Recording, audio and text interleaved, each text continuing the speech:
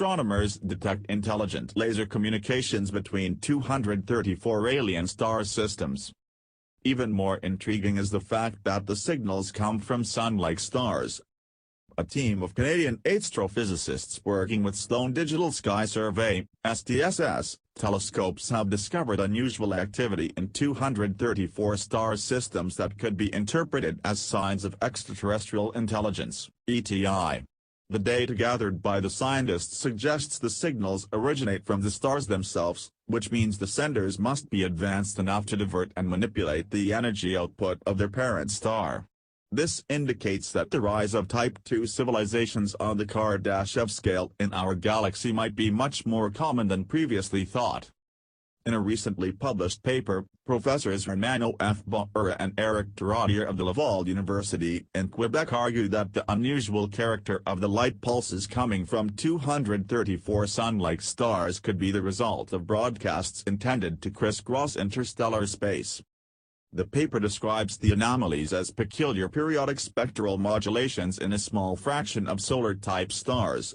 These modulations could originate from extremely powerful lasers or even from the manipulation of the star's light output by a sufficiently advanced ETA. The former hypothesis is supported by the fact that the signals themselves appear embedded in their corresponding star's light spectrum. It makes sense that an advanced alien civilization knows where others would be looking when searching for signs of intelligent life.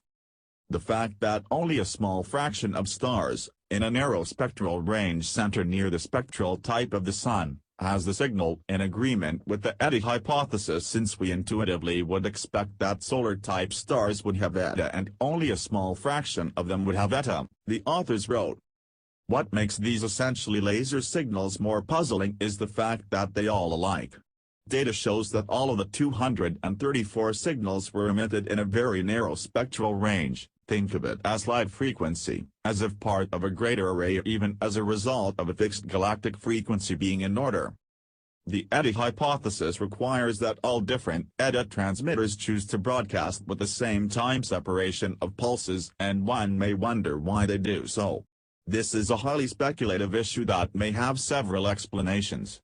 A possible explanation that makes sense is that all ETA use the same time separation to make it clear that the pulses all come from ETA. Extensive statistical analysis ruled out instrument flukes or corrupt data gathered from the stars. The astrophysicists considered other possible causes for the signals, but none matched their precise spectral profile. This sounds too good to be true, but wait, it gets even better. Long before these signals were detected, Professor Bauer theorized their very existence and characteristics and published his findings in Cornell University's Ars of Scientific Archive. In the paper, he detailed how such signals could be hidden within the star's visible emissions but still recognizable in data gathered by those who know what to look for.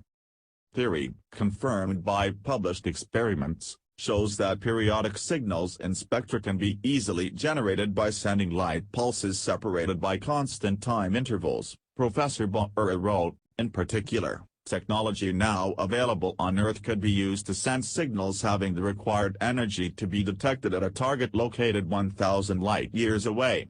Extraterrestrial intelligence, ETI, could use these signals to make us aware of their existence. In all likelihood, these findings will be subjected to scientific scrutiny in the following period, and if the allegations of Professor Bauer stand true, his work might make him the man of the decade. Nay, the century. The discovery of ETAs, or better yet, the uncovering of clues about their presence, would herald a new age for humanity.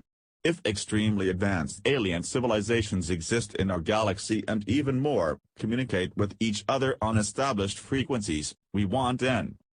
Surely, if they choose to broadcast their presence, they must have somehow overcome the great peril proposed by Stephen Hawking.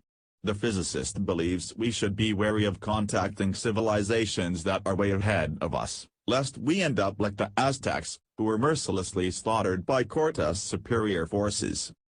In their paper's conclusion, Professor Bauer and Taradier emphasize the highly speculative nature of their argument and the need for further research.